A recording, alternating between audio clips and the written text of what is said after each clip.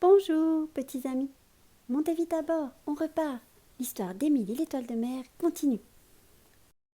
Dans l'histoire précédente, notre histoire avait glissé à l'eau à cause d'une baleine endormie.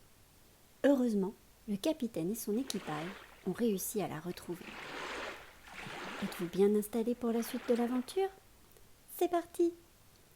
La période des grandes marées approchait. Émilie attendait avec impatience ce moment. Le jour de la plus grande marée, Émilie se prépara et attendit la plus grosse vague pour monter le plus haut possible sur la plage. Malheureusement, cela ne suffisait toujours pas pour toucher le grand cocotier. Au-dessus d'elle, les mouettes faisaient des ronds dans le ciel, espérant repérer leur dîner sur le sable. Un petit crabe vert, un coquillage, quelque chose à se mettre sous la dent. Une mouette se posa non loin d'elle. Elle fouillait le sable avec son bec, à droite, à gauche, quand soudain elle s'approcha d'Émilie et lui piqua le dos avec son bec. Tic, tic, touc. Aïe, aïe, ouille.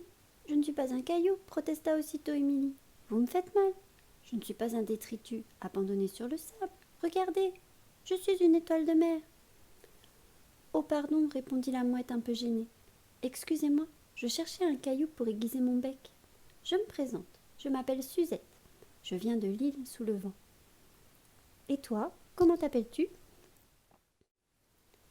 Je m'appelle Émilie. Ravie de faire ta connaissance. Mais essaye de faire un peu attention avant de picorer tout ce que tu croises. Mais que fais-tu si haut sur la plage? Demanda Suzette intriguée.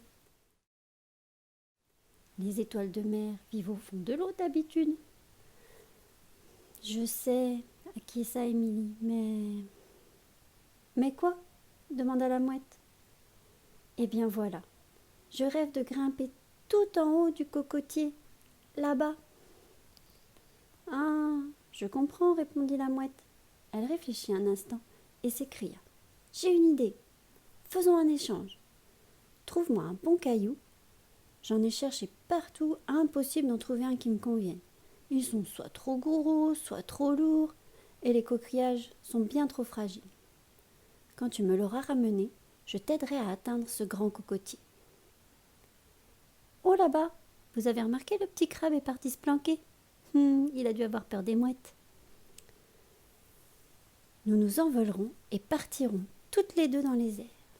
L'échange lui parut intéressant et Émilie accepta de bon cœur. Top là, lui dit-elle.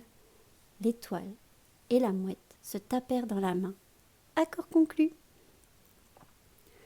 Oh là là, capitaine, attention, votre perroquet!